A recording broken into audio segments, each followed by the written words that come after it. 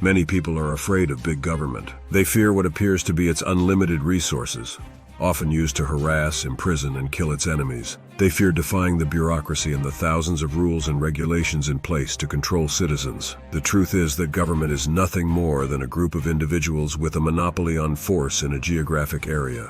Their seemingly unlimited resources are in fact limited. It's impossible for any government to pursue everyone who breaks their arbitrary rules, whether that be licensing rules or their attempts to extort money in the form of taxation. An individual acting alone can have power over big government. Even with modern technology, it's not possible to track everyone's activities. Acting alone provides a form of protection. Those who are part of a large group will undoubtedly come to the attention of the state bureaucrats. The same goes for those who openly confront or defy big government. But the individual acting alone and minding his own business in private is unlikely to attract the attention of the state's hostile bureaucrats. The individual can be nimble in finding loopholes in regulations that allow him to do what he wants to do, without the involvement of the state. If the rules change, the individual can move quickly to change strategies in a way that the state never can. Generally, governments take years to change anything. It's a slow-moving beast that can be easily avoided in most cases. Taxes are one example of a destructive government policy that can be easy to avoid with some planning.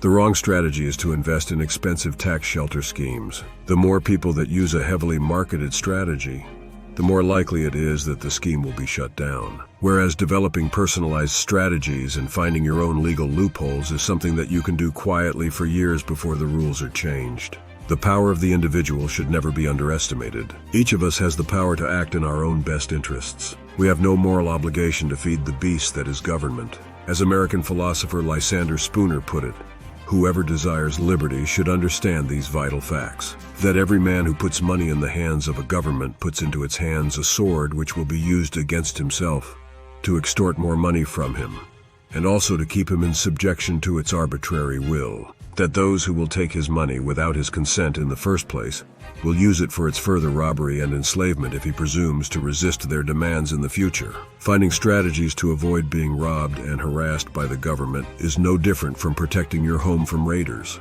We all have a duty to ourselves and those who depend on us to protect the assets that we have and avoid them being seized without our consent. It doesn't matter whether those looking to confiscate our assets are governments or other kinds of criminals. Acting as an individual quietly on our own account is always the best strategy to achieve freedom and to hold on to what we have. If you're still paying too much in taxes or fear other kinds of attacks on your wealth, you should start working on a contingency plan to protect what you have.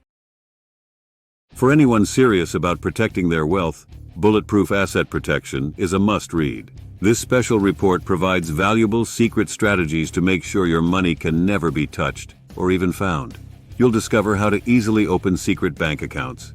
You'll find out how to establish anonymous companies and trusts and the best jurisdictions around the world to keep your assets private and secure. Follow the link in the description to find out more.